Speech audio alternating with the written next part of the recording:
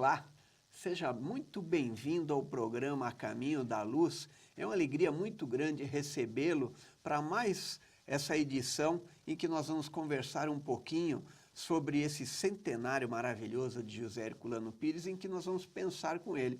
E eu vou convidando a nossa amiga Marlene.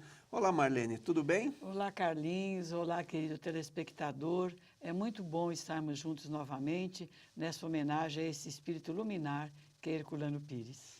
Então, gente, nós vamos aproveitar esses nossos programas para que a gente converse um pouquinho, porque às vezes, né, Marlene, as pessoas ficam com medo de José Herculano Pires, porque acham que tudo é muito complicado, porque ele é um filósofo, e não é nada disso, né?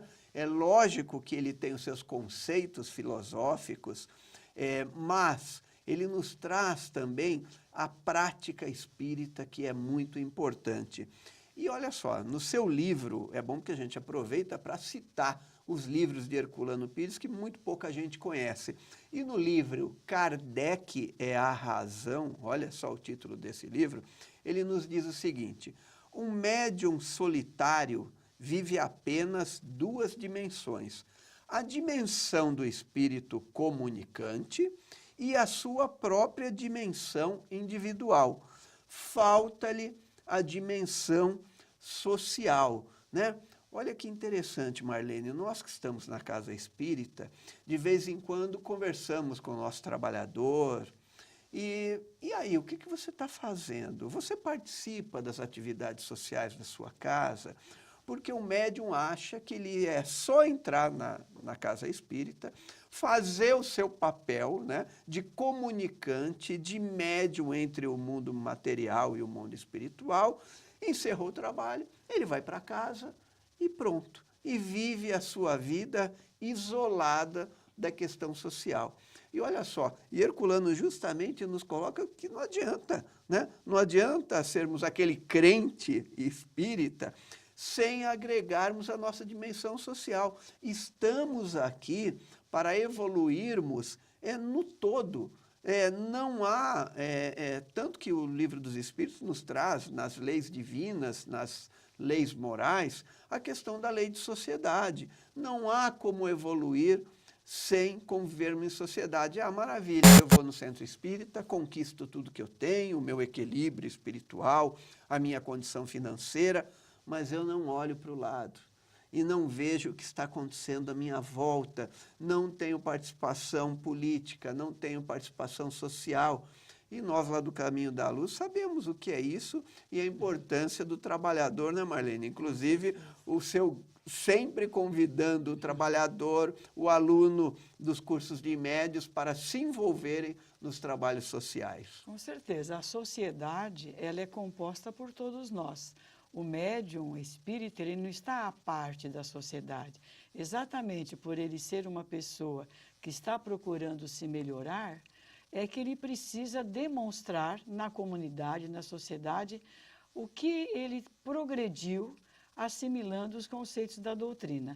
Por exemplo, na nossa rua ou no nosso prédio, conviver em sociedade exige de nós tolerância, fraternidade, compreensão. E nós, médiuns, temos a oportunidade de exemplificar exatamente essa nova postura a partir do momento que nós começamos a nos dedicar ao estudo do Evangelho. Nós, queiramos ou não, precisamos ser exemplos, exemplos no dia a dia. Como você disse, dentro da casa espírita, se eu estiver ali para trabalhar como médium em qualquer setor, eu estou assessorado pela espiritualidade, não tem dúvida nenhuma, mas é um tipo de trabalho. Agora, quando eu saio do centro espírita, que eu preciso demonstrar o que eu aprendi, aí sim, e o Herculano fala muito bem, a nossa dimensão social não pode nos faltar. Carlinhos, interessante também essa outra frase de Herculano, preparar para a vida é educar para a morte. Porque a vida é uma espera constante da morte. Tem pessoas que se arrepiam, né? De falar morte, a pessoa já fica toda apavorada, mas a partir do momento em que nós abrimos olhinhos para esta vida, nós já devemos nos preparar para a morte. São dois momentos que são demarcados, não é? A chegada e a saída deste palco terreno. Cada dia nós morremos um pouco, porque a cada dia a nossa trajetória, o nosso comprometimento, ele vai diminuindo. E para nós, espíritas, morte não deve de forma alguma nos preocupar, porque na verdade ela não existe. Ela vai destruir a matéria. A matéria é perecível, nós já sabemos, mas a nossa essência espiritual, a personalidade que existe em nós, essa é imortal. Deus nos cria para a felicidade, para o progresso. Nós vamos e voltamos quantas vezes forem necessárias, até que tenhamos alcançado a evolução que Deus espera de nós. É interessante, Marlene, porque a gente chega e parte com dois papéis, né? O primeiro papel, que é a nossa certidão de nascimento, ou seja, eu existo para a sociedade, mas não para Deus, com esse papel. Tanto faz se você, para a sociedade, é necessário que você tenha a sua certidão de nascimento, porque ela lhe dá direitos para a convivência nesse mundo material. E quando você parte, né, quando você automaticamente tem que retornar à pátria espiritual, você deixa aqui outro papelzinho que fica com a sua família, que é o seu atestado de óbito. Mas entre o atestado, a nossa certidão de nascimento e o atestado de óbito, tem um caminho. E esse caminho é justamente não nos preocuparmos com a morte em si, mas nos prepararmos para ela. Como? Vivendo da melhor forma possível. Quantas vezes as pessoas nos entram, o que eu devo fazer para ir para o nosso lar? O que eu devo fazer para pular o umbral? O que você deve fazer é viver com alegria, viver com gratidão, viver fazendo da sua vida, a cada dia, um dia especial. Porque assim nós vamos chegar, a morte vai vir e nós não vamos saber que ela existe, porque afinal o espírito é imortal. E Marlene, mais uma frase nesse livro Kardec e a Razão: só há uma maneira de fugirmos do envelhecimento, olha só, que é preservando a nossa liberdade espiritual, pois o espírito não envelhece. O que envelhece é a matéria. A matéria, ela é factível, ela reage com o mundo material. Então, né, Marlene, olhando para cada um de nós, nós sabemos do nosso processo de envelhecimento, porque é um processo natural deste mundo material. Agora, o espírito, ao qual é imortal e que ele se preserva ao longo de todas as vivências, esse espírito não envelhece.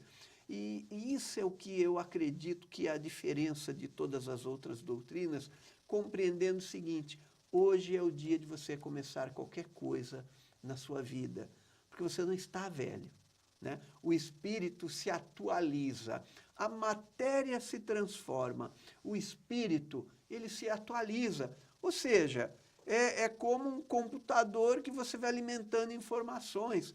Então, o que a doutrina já nos diz é o seguinte: a única coisa que levamos é aquilo que aprendemos, né? É a nossa condição de fazermos dessa grande oportunidade um espírito melhor, esse espírito que somos cada um de nós. É interessante que existem pessoas que algumas outras pessoas dizem assim: aquela pessoa é tão nova, mas tem um espírito de velho, né?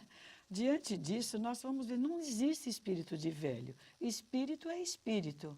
Ele não adoece, ele não envelhece, ele não desgasta, porque ele é a chama viva. Como você falou, Carlinhos, claro que fisicamente nós, em algum momento da nossa vida, nós vamos perdendo as condições, nós vamos tendo limitações, isso faz parte da vida.